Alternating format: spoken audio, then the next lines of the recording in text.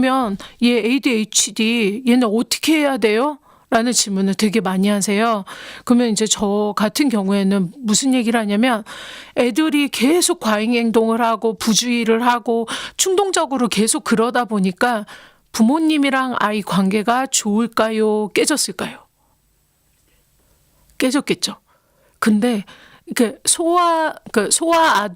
소아기나 아동기, 그다음에 청소년기에서 제일 중요한 거는 부모와 자식 간의 관계예요. 다른 모든 것보다 제일 중요한 게 관계거든요. 그래서 이제 그 주의력 결핍, 과잉행동장애, ADHD 같은 경우도 부모 교육을 많이 해서 부모와 자식 간의 관계를 개선하는 게 제일 첫 번째고요. 그 다음에 이제 보면 아이들이 뭐가 있냐면 잘하려고 해요. 이 세상에 자기가 못하려고 하는 사람은, 그런 생명체는 아무도 없어요. 다 잘하려고 하는데 애가 이제 기질적으로나 선천적으로나 아니면 뇌의 상태로 그게 이제 병이 되는 거잖아요. 그래서 뭐냐면 아이들이 실수를 덜 할 수 있도록 해야 할 일들이나 뭔가 잊어버리지 말아야 될 거를 목록이나 계획표를 스스로 만들게끔 거기서 이제 도와주는 거죠. 옆에서. 그러니까 그걸 갖고 잔소리를 하시면 안 되고요. 애들이 제일 싫어하는 게 잔소리거든요. 그래서 그러지 마시고 아이들이 해야 할 일이 적을 목록이나 계획표를 스스로 작성해서 그거를 지킬 수 있도록 옆에서 도와주면서 뭐를 해요? 상을 주셔야죠. 네, 그래서 이제 이거를 또 강화물이라고, 이제 강화물, 이제 벌도 그런데 벌이 효과는 더 좋죠. 근데 얼마만큼 벌을 주실 거예요? 때리다 보면 계속 더 세게 때려야 말을 듣잖아요. 그럼 어떻게 하실 거예요? 그러니까 그건 안 되고 강화를 이제 해주셔야 되는데 그거를 어떻게 하냐면 애가 원하는 거를 뭐 사주고 뭐 하고 애 원하는 대로 이렇게 가는 게 아니라 애하고의 관계를 개선하면 어떻게 돼요? 제가 비행 청소년들한테 물어봤어요. 근데 제가 뭐 그 소년원이나 이런 데 있는 친구들한테 이렇게 물어봤는데 뭘 물어봤냐면 너 지난번에 이런 상황에서 오토바이를 훔치고 사람을 해칠 수 있었는데 그때 왜 안 했어?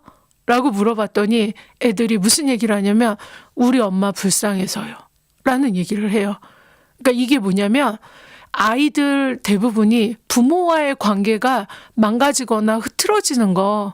그러니까 결국은 아이의 비행이나 아이들의 힘든 그런 상황에서 뭔가를 결정해야 될 때 가장 강력한 무기처럼 아이들이 그 행동을 하지 말아야 되는 행동을 막거나 해야 될 행동을 더 잘할 수 있게 해주는 거는 관계라는 거죠. 그래서 관계를 잘 지내셔야 되고요. 그 다음에 이제 주의가 산만한 아동들 대부분 보면요. 애들이 이제 오감 중에서 시각하고 후각하고 미각하고 촉각이나 청각 중에 뭐가 제일 많이 발달되어 있냐면 시각이에요. 시각이 많이 발달되어 있다 보니까 애들이 색에 되게 민감하거든요. 그러니까 이제 저 같은 경우에는 그런 말을 많이 해드려요. 집은 일단 액자나 이런 거 다 걸지 말고 조금 차분한 분위기, 녹색이나 청색 분위기 이렇게 하고 애들이 이제 시각적으로 민감하니까 색채를 사용해서 아이들의 물건이나 이런 걸 정리를 해주는 거예요. 그러면 애가 보면서 아 저거는 뭐구나 이러니까 이렇게 하면 되겠구나 아 저거는 뭐구나 이렇게 해서 시각적인 부분에서 민감하니까 색채를 사용해서 아이들의 물건이나 이런 걸 정리를 해주면 좋겠다라고 생각을 해요. 그래서 이제 그러면 ADHD 큰일 났다 우리 애가 이래요 하고 막 이제 울고불고 힘들어하시는 분들 많이 계시는데 진단 받으신 물론 힘드시죠. 근데 그거 아세요? 2008년도에 그리고 뭐 지금도 계속 그 현역 선수로 있는 그 마이클 펠프스 아시죠? 그러니까 베이징 올림픽 2008년도에 몇 개 땄어요? 금메달을? 8개. 근데 이 친구도 ADHD였어요. 그리고 그 마이클 펠프스 엄마가 7살 때 마이클 펠프스 7살 때 누나 둘하고 마이클 펠프스를 놔두고 자녀가 셋인데 이혼을 했어요. 그쵸? 한 명을 데리고 이혼하는 것도 쉽지 않은데 3명을 놓고 이혼을 했잖아요. 근데 엄마의 심정이 어떻겠어요? 근데 걷다가 우리 애는 또 뭐예요? ADHD예요.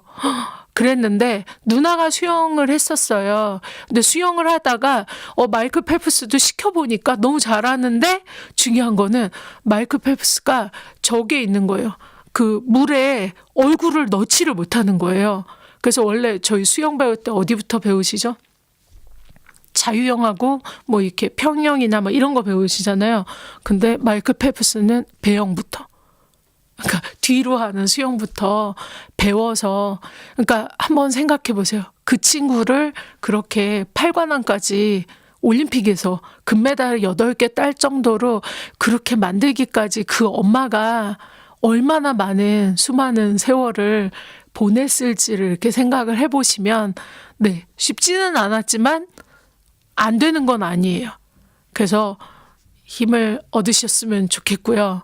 네, 그래서 이제 그리고 또 무슨 장애가 있냐면 품행장애라는 게 있어요. 근데 품행장애는 뭐냐면 이제 말에서 아시다시피 뭐냐면 품행의 장애가 있는 거죠. 행동의 장애가 있는 거죠.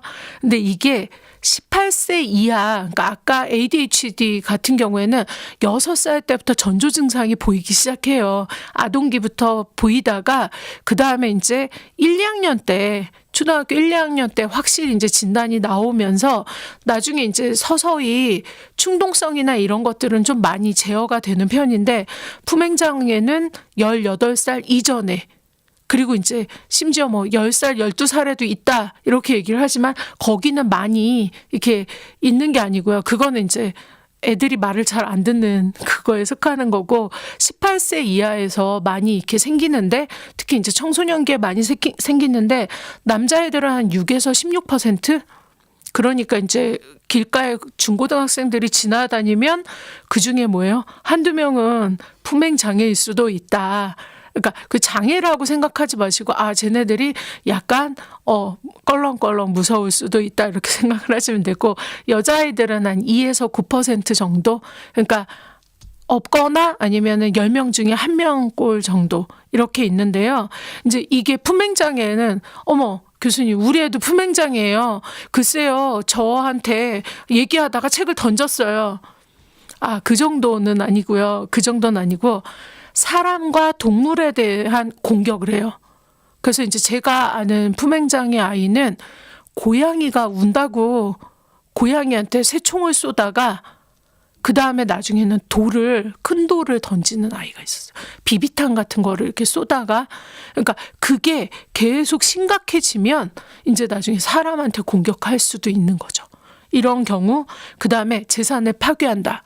그러니까 재산을 파괴한다는 게 뭐냐면 자동차 이제 이런 자동차 타이어에 펑크를 낸다든지 아니면은 자동차에 이렇게 뭐 긋고 다닌다든지 그 예전에 우리 또 어떤 아이는 뭐가 있었냐면 불을 지르는 거예요. 이제 이런 정도의 그런 좀 심각한 상황들.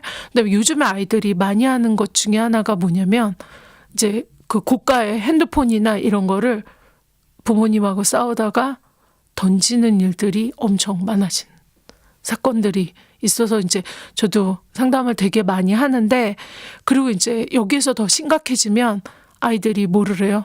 사기나 절도 같은 일에 이제 시작을 하게 되는데 이런 거 이제 품행장애라고 하고요.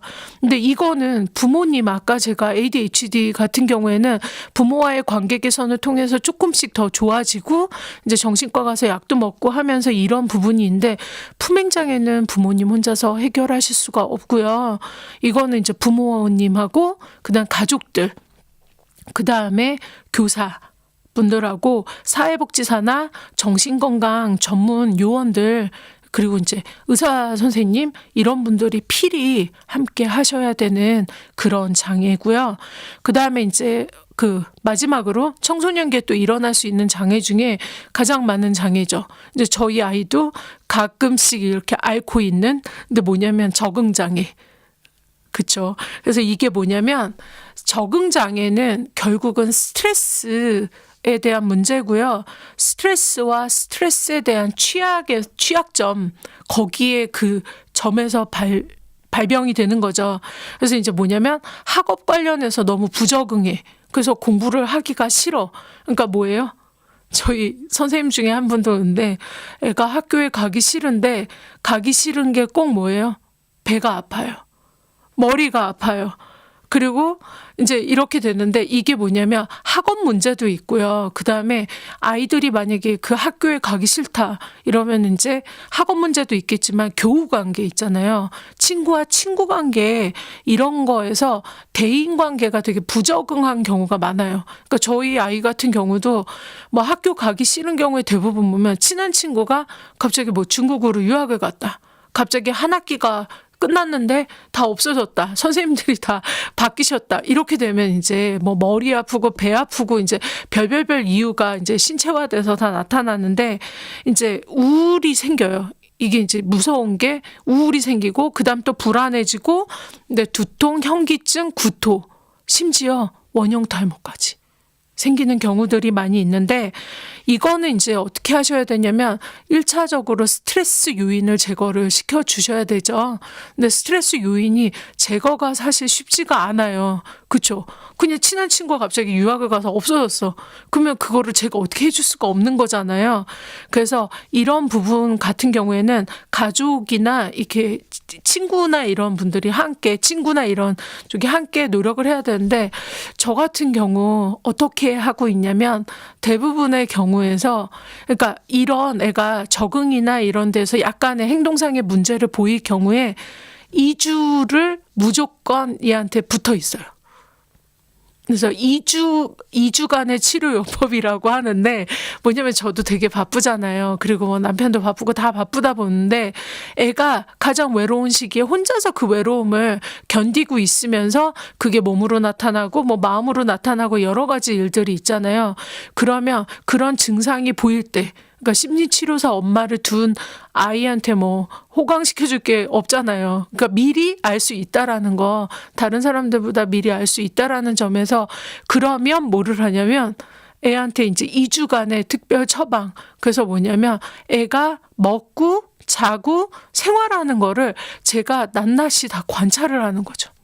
그래서 이제 보면 이래요. 아이가 힘들어요. 그럼 부모님도 대부분 어떻게 하세요? 너 요즘 뭐가 힘들어? 하고 물어보시죠. 그럼 애들이 엄마 저는요 사실은 이러고 대답을 잘 하나요? 아니면 뭐가 힘들어 알 거 없어 이러나요? 아예 말을 안 하죠. 애들은. 그래서 뭐냐면 아이들과 사춘기 아이들과 대화하는 법은 뭐가 있냐면 일단은 관찰을 하셔야 돼요. 말을 하시면 안 되는데 엄마들의 대부분은 말부터 하세요. 근데 말을 하시지 마시고 일단 애가 힘들어하면 관찰을 한번 해보세요. 그러면 관찰을 하고 그 다음에 애가 무슨 말을 하는지 경청을 한번 해보세요.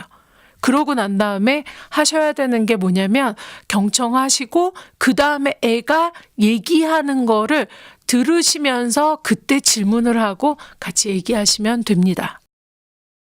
네, 이제 두 번째로 여러분들이 정말 궁금해하실 그 세월호 그 피해 이후에 이제 학생들. 근데 이제 제가 말씀드리지만 제가 이제 갔던 곳은 맨 처음에는 우리 그 단원고등학교 아이들 같은 경우에 맨 처음에 이제 그 일 있고 나서 같이 가족들과 함께 집단 생활을 했었잖아요. 그쵸. 외상후 스트레스 장애나 이런 것들 때문에 집단 생활을 했었는데 사실 이제 여러분들이 잘 모르시는 것 중에 하나가 뭐가 있냐면 사실은 이제 그 안산시 단원구에 단원고등학교가 있고 10분 거리에 초지고등학교가 있고 원곡고등학교가 있고 신기고등학교가 있어요. 그래서 이제 그 고등학교 2학년 친구들 작년에 이제 그 2학년 친구들이 대부분 이제 그 300명 가까이 이렇게 저희가 바다에서 잃었잖아요. 그랬는데 이제 이게 다른 학교에서 봤을 때 10분 거리잖아요. 10분 거리니까 같이 자랐다고요. 어렸을 때. 근데 이제 이게 어떤 느낌이냐면 내가 자랐는데 잘하고 있었는데 내 친구 30-40명이 한꺼번에 잃은 그런 느낌인 거예요. 근데 그 중에 이제 단원고등학교 같은 경우에는 너무 이렇게 심리치료 하겠다는 분들이 많으셨어요. 그 예산도 엄청 많은 편이었고 한 5억에서 6억 정도. 근데 이제 그 나머지 새 학교들 있잖아요. 10분 거리에 있고 친구들을 3, 40명씩 잃었던 그 친구들에게는 이제 뭐가 있었냐면 예산이 500만 원도 안 주어졌죠. 예, 그래서 이제 경기도 교육청하고 이런저런 얘기를 하다가 내가 그 학교 중에 제일 이제 열악한 학교를 가면 어떨까? 이제 이런, 왜냐면 원래는 이제 단원고등학교에 간다라고 생각을 하고 있었는데 나중에 이제 너무 이슈화되고 커지다 보니까 전국에서 한 160개 정도의 학교나 단체에서 다 관심을 가지신 거예요. 근데 이제 나머지 그 새 학교는 안 가시는 거죠. 그러니까 제가 거기에 가서 잘났다는 건 아니고요. 하여튼 그래서 그 학교 중에 이제 제가 한 학교를 갔는데 이 학교는 이제 그 다른 학교들보다 또 더 열악했던 게 뭐냐면 그 세월호 사건 이후에 그러니까 고등학교 2학년 아이들이 거의 70명이 자퇴를 했어요.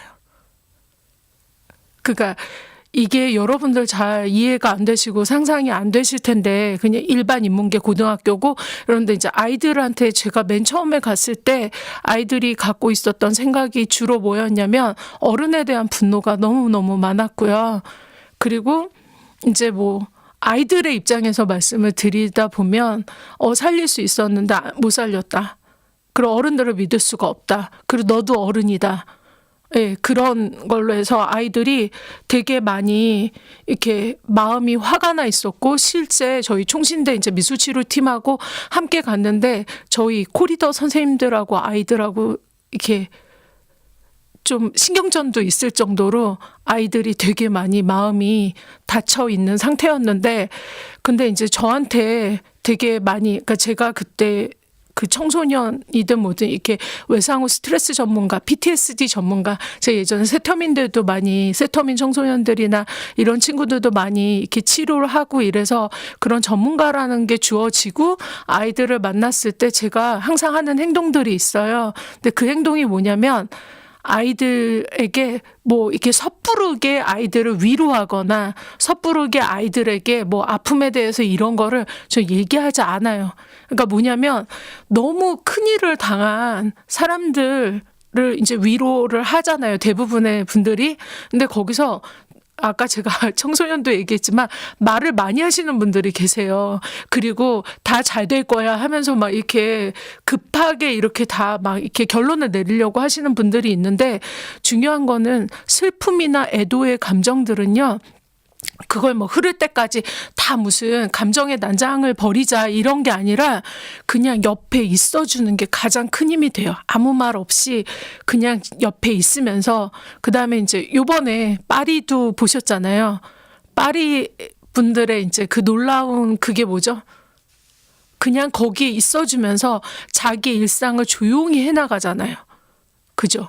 음식점 열고 뭐 하고 다 이렇게 하면서 슬퍼하면서 함께 있어주잖아요. 그러면서 흔들릴지언정 가라앉진 않는다. 이런 얘기를 하시죠. 근데 저는 이제 그때 세월호 사건이 있었을 때 어디를 봤었냐면 뉴질랜드에 되게 좋은 케이스들이 많이 있었어요. 뉴질랜드도 이제 뭐가 있었죠? 거대한 지진. 그래서 크라이스트처치라는 그곳이 완전히 도시가 완전히 함몰됐었죠. 그러면 사실은 이제 세월호 사건도 힘든데 이렇게 지진이 나거나 삶의 터전이 다 없어져 버리면 그것도 되게 더 큰 트라우마가 될 수 있거든요. 근데 뉴질랜드에서 크라이스트처치 거기에서 했던 일들이 대부분 뭐냐면 체육대회 그냥 하고 그 다음에 학교 가고 그 일상을 그냥 묵묵하게 계속 그리고 정부는 계속 뭐를 했냐면 그걸 다시 복원하는 거예요. 멀쩡하게. 그러니까 그 광장 한 군데만 빼놓고 다 다 그냥 계속. 그래서 아침에 눈 뜨고 일어나면 여기 이게 발전돼 있고 여기가 고쳐져 있고 아침에 또 눈 뜨고 일어나면 이렇게 돼 있고 하면서 같이 뭐를 많이 했었냐면 같이 뭐 배드민턴 대회, 체육 대회, 음악회 이렇게 하는 그러니까 예전에 사건이 일어나기 전보다도 되게 많은 지역 행사들을 되게 많이 연 거예요. 그러면서 이제 그것들을 잘 이겨냈었죠. 그래서 저는 이제 무슨 생각을 했냐면 일상이 가장 큰 힘이다라고 생각을 했어요. 그리고 이제 저희가 힘든 일을 당하면 앞이 안 보이고 눈앞이 깜깜하고 밥을 먹어도 밥맛이 없고 뭐라 얘기해도 안 들리고 이러잖아요. 그래서 아이들한테 저는 다른 얘기한 게 아니라 잃어버린 시각을 찾아주고 그다음 후각을 찾아주고 미각을 찾아주고 청각을 찾아주고 촉각을 찾아줄 수 있는 거. 그러면 뭐가 있을까요? 그러니까 아이들한테 시각을 찾아주기 위해서 이제 미술을 한 거죠. 미술 치료를 하고 그다음에 후각 같은 경우에는 제가 아이들한테 제가 이제 바리스타 자격인데 절대 자랑 아니에요. 근데 바리스타 자격인데 아이들한테 이제 후각 그 커피의 향이나 그다음에 아로마의 향 같은 거를 알려주고 싶었어요. 그래서 아이들과 아로마 테라피를 했고요. 그다음에 이제 미각인데 미각 같은 경우가 이제 아이들 같은 경우에 이제 우리 안산 단원구 지역에 있었던 아이들 대부분이 어머님 아버님들이 다 이렇게 일하시는 부모님들이 되게 많아서 아이들이 이제 먹는 거 부분에서 이렇게 많이 요리되어진 그러니까 이렇게 집밥 같은 요리되어진 음식을 아이들이 많이 못 먹은 경우가 있었어요. 그래서 저희 코리더들이 그거를 다 요리를 해서 줬어요. 아이들과 함께 요리하고 그래서 핑거푸드나 이런 것들을 만들어서 아이들과 같이 먹고 그랬더니 이제 나중에 아이들이 어떻게 되냐면 제가 이제 미술 치료한 아이들은 가장 이제 힘든 아이들 중에서도 한 30명이었는데 그 아이들이 자기 친구 힘들다고 또 데리고 오는 거예요. 그 미술 치료실 안으로 또 데리고 오고 자기네 이제 그 친구 데려와서 뭐 먹는 것처럼 간식을 나눠주라고 하고 뭐 하고 하면서 이제 아이들하고 이렇게 많이 친해졌고요. 그다음에 이제 청각적인 부분에서는 사실은 이제 그 조용히 아무 말 없이 하셨지만 그 SM 엔터테인먼트 이동우 선생님 있잖아요. 네, 이동우 선생님이 콘서트를 열어줬죠. 아이들을 위해서. 그래서 그런 또 청각적인 부분도 있었고 그다음에 이제 아이들이 뭔가 촉각이나 하는 일 같은 게 있을 거 아니에요.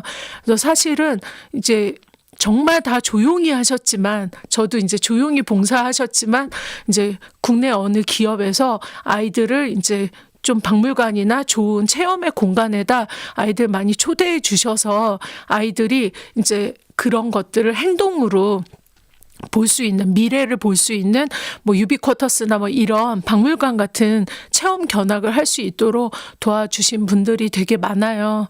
그래서 저는 이제 세월호 피해 아이들한테 그때 아이들한테 말해주고 알려주고 싶었던 게 뭐냐면 일상의 힘이 되게 무섭다.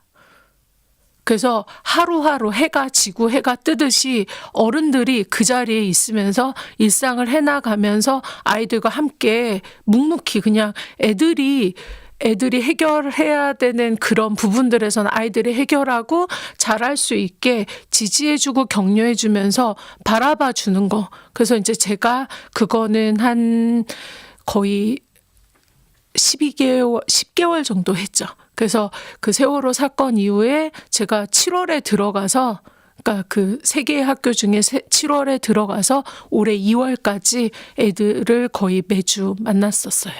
그래서 그 부분은 네. 아이들이 혹시라도 힘든 일이 있거나 어려운 일이 있을 때 이렇게 가까이 계신 분들은 뭐를 해줘야겠다. 얘한테 뭔가 충고를 해줘야겠다. 뭐를 해야겠다. 이런 거보다도 가장 무서운 게 일상의 힘이기 때문에 그냥 묵묵히 곁에 있어주면서 응원해 주시고 애가 말할 때까지 기다려 주시면 애들은 분명히 말하거든요. 그래서 이제 제가 정말 기뻤던 거는 이제 거의 70명이 자퇴를 했었잖아요. 근데 이제 저희 미술치료팀이 들어가고 나서 아이들이 한 명도 자퇴하지 않았습니다. 와, 이거는 네, 자퇴하지 않았고요. 그래서 되게 감사하고요. 그 다음에 이제 마지막으로 이제 긴 시간 제 얘기 많이 들어주셨는데 마지막으로 나의 꿈은 뭐냐면요. 여러분들 헤르만 헤세의 데미안 얘기하면 뭐 새는 알을 깨고 뭐 아트라사스 새로운 세계 막 이런 생각하시잖아요. 근데 이제 데미안에 나오는 글귀예요. 근데 그 글귀가 뭐냐면 우연은 없다. 자기 자신이 원했던 그거가 소망과 필연이 만나서 결국 내가 원하는 것을 할 수 있다라는 얘기가 있거든요. 그 다음에 이제 두 번째 또 무슨 얘기 있냐면 이것도 데미안에 나와요. 그러니까 뭐가 있냐면 내 안에 솟아나는 무엇. 나는 그것을 살아보려고 열심히 애썼다. 그런데 힘들었다 뭐 이런 내용이에요. 그러니까 저는 이제 너 꿈이 뭐야? 사람들 이런 얘기를 하는데 제 안에 계속 솟아오르는 것들이 있어요. 근데 저는 그걸 말로 하는 게 아니라 한번 정말 그 현장에 가서 살아보려고 하는 사람이었고요. 그 다음에 또 하나는 우연은 없다라고 저는 생각해요. 반드시 필연으로 해서 내가 원하고 소망하는 거. 근데 중요한 거는 예전에는 저 잘난 줄 알고 혼자 가려고 하고 혼자서 잘났다고 이렇게 했었는데 중요한 거는 같이 하고 아까 사회성도 많이 얘기했잖아요. 함께 할 때 그게 더 커지는 거예요. 그래서 이제 희망하고 꿈꾸고 그리고 어차피 우연은 없으니까 필연을 만들기 위해서 같이 뭐예요? 꿈을 꾸고 연대하는 거죠. 함께 가는 거죠. 그게 이제 제 꿈인데 이제 그래서 뭐를 하고 있냐면 지금 그 여성가족부에서 여성가족부 싫어하시는 분들도 많으신데 좋은 일도 되게 많이 해요. 근데 여성가족부에서 특히 이제 가정폭력, 성폭력, 이제 성매매 피해 여성분들이 있어요. 청소년 포함 이런 분들이 있는데 이제 이런 분들이 자립하고 자활해야 되잖아요. 근데 이제 자립하고 자활해야 되는데 그래서 이제 맨 처음에 뭐를 가르쳤냐면 자립을 하고 자활을 해야 되니까 기술을 가르쳐야 되잖아요. 그래서 뭐 바리스타, 제빵, 뭐 그다음에 조리사, 운전 이런 거를 가르쳤어요. 그런데 운전을 가르쳤어요. 근데 이제 성매매를 하다가 나오신 분한테 운전을 가르쳤는데 계속 갇혀서 생활을 하셨잖아요. 그러니까 운전을 이론은 합격을 하는데 갇혀서 지내시다 보니까 뭐가 있어요? 공간 감각이 없어서 실제 운전을 못 하시는 거예요. 이게 이제 되게 심리적인 문제고 사회적인 문제죠. 그러면 이제 가정폭력, 성폭력 뭐 이런 성매매 피해 여성분들 대부분이 이제 폭력을 95% 이상 폭력을 경험하셨기 때문에 사실은 이렇게 그거가 끝난 상황에서도 마음적으로나 심리나 정서적으로나 사회적으로 되게 많이 위축이 되어 있는 거예요. 그래서 우리가 뭔가를 시작하자 할 때에 그분들은 정말 10번을 더 뒤에 가 있는 거죠. 그래서 그 분들하고 이제 같이 일을 하고 있는데 무슨 일을 하고 있냐면 바리스타 교육, 아까 제 자격증이 있다고 자랑했죠. 그래서 바리스타 교육하고요.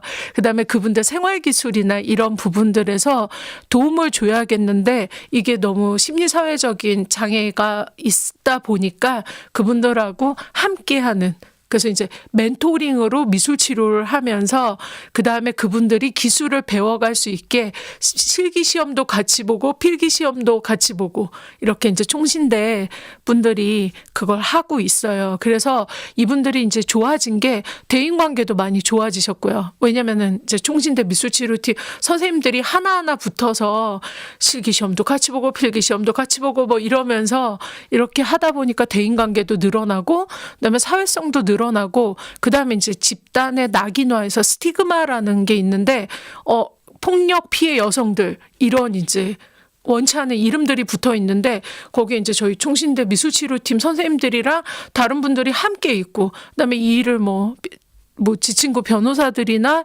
뭐 세무사 뭐 이렇게 정말 방송하시는 분들 이런 분들까지 다 같이 함께 하고 있으니까 사실 누가 폭력 피해 여성인지 얼굴로 봐서는 잘 모르겠는 거예요. 네, 그러다 보니까 이제 이분들이 바리스타 시험을 봤어요.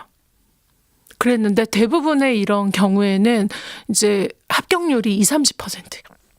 10명이 하시면 20에서 30% 합격을 하시거든요. 근데 몇 퍼센트 합격할게요? 80%. 네.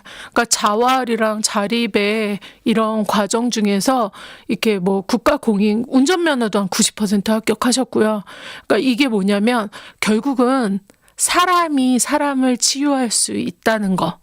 그래서 이제 마지막으로 제가 말씀드리면 이분들이랑 같이 서교동 아시죠? 상수동, 홍대 막 이렇게 요즘 핫한 플레이스 있죠. 거기에서 저희가 2월에 인턴십 커피 카페를 열어요. 그래서 여러분들 많이 와주셨으면 정말 좋겠고요. 거기서 누가 폭력 피해 여성이냐 이런 거 찾으실 필요 없고요.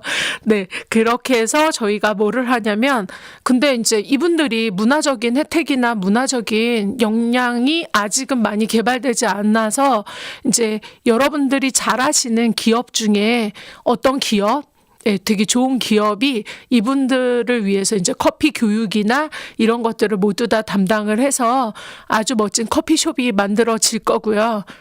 그리고 여기에 이제 바리스타로 저희 모두 다 같이 일을 하면서 결국은 이제 인턴십의 메카가 될 수 있는 데인데 이분들과 함께 공방형 카페를 만들어서 하는데 이제 거기에 여러분들이 와 이런 것도 있어 할 정도로 이제 디자인이나 이런 것들은 거의 이제 우리나라의 중견급 이제 예술가들이나 어린 예술가들이 멘토가 돼서 함께 이제 아름다운 세상을 꿈꾸는 거죠.